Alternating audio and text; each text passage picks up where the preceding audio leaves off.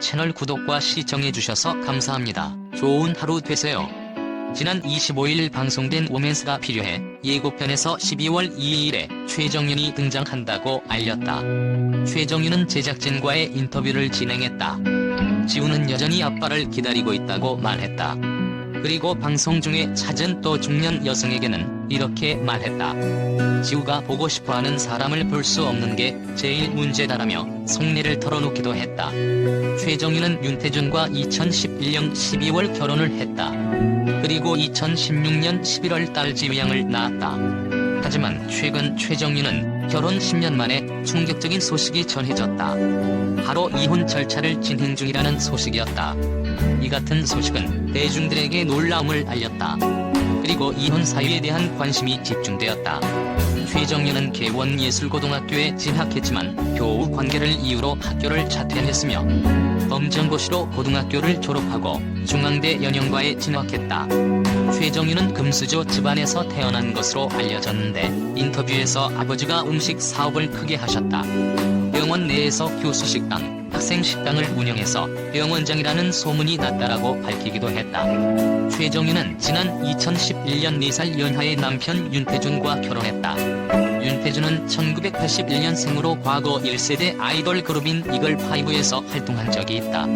최정윤은 과거 예능 프로그램에 출연해 남편과의 연애사를 털어놨다. 아는 동생의 초대로 고깃집에 놀러갔는데 그 고깃집 사장이 전 남편인 윤태준이었다. 주변에서 만남을 가져보라고 바람을 넣었다고 한다. 하지만 지인들의 말과는 달리 남편은 말도 걸지 않았다. 최정윤은 답답해서 먼저 불러 왜 나 안 좋아하냐라고 물어봤는데 그날 이후 남편이 번호를 먼저 물어보고 연락을 했다. 그렇게 자연스럽게 연애를 하게 되었다. 그리고 두 사람은 결혼까지 하게 됐다. 고깃집 사장인 줄만 알았던 남편은 재료가 집안의 아들이었다. 최정윤의 전시어머니인 기업가 박성경으로 국내 유통기업인 이랜드의 대표이사이자 부회장을 지냈다. 박성경의 친오빠는 현재 이랜드 그룹의 회장이다. 따라서 최정윤의 시댁은 재벌가로 알려지면서 최정윤은 재벌가 며느리라는 수식어가 붙게 됐다. 최정윤은 지난해 예능 프로그램에 출연해 청담동에 살아본 적도 없다. 하지만 속사정이 있었다. 마지막에 했던 드라마가 청담동 스캔들이라서 오해를 받는 것 같다. 라고 해명했다. 지금 내 자동차도 없다. 이어 스스로 늘 열심히 살았다. 어른들의 도움을 받은 것도 없었다.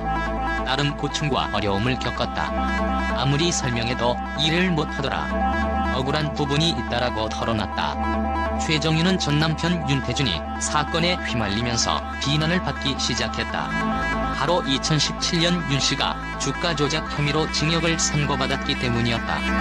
윤태준은 지난 2014년 9월 한 의류업체에서 사장직을 맡았다.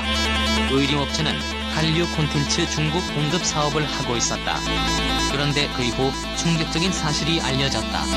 윤태준이 보도자료를 배포한 뒤에 주가를 띄우는 수법을 썼다는 것이다.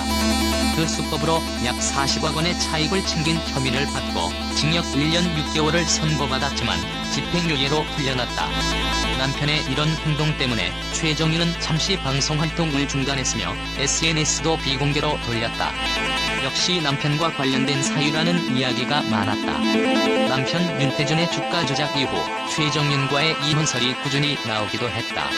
그럴 때마다 소문일 뿐 최정윤은 가정을 지켰다. 그런데 언젠가부터 TV에 출연해 힘든 모습을 보였다. 최정윤은 지난 2020년 JTBC 가장 보통의 가족에 출연했다. 이 프로그램에서는 최정윤은 독박 육아를 하는 일상을 공개했다. 최정윤은 오전 7시부터 밤 11시까지 혼자 딸아이를 돌보고 집안일을 하며 힘든 시간을 보냈다. 남편은 그 시간 동안 일하느라 바빠서 딸이 일어날 시간에는 아빠가 없고 자는 시간에 아빠가 들어오는 경우도 많다고 전했다. 이 때문에 딸아이가 아빠에 대한 부족함이 없을지 고민이 된다고 이야기했다. 당시 프로그램에서 최정윤의 이야기를 지켜본 오은영 박사는 최정윤을 보며 눈물이 날 것 같다고까지 이야기했다. 이에 최정윤은 아이에게 힘들다고 많이 얘기한다. 남편한테는 못한다. 남편이 너만 애 키우냐고 말해서 못한다라고 말해 안타까움을 전했다. 채널 구독과 시청해주셔서 감사합니다. 좋은 하루 되세요.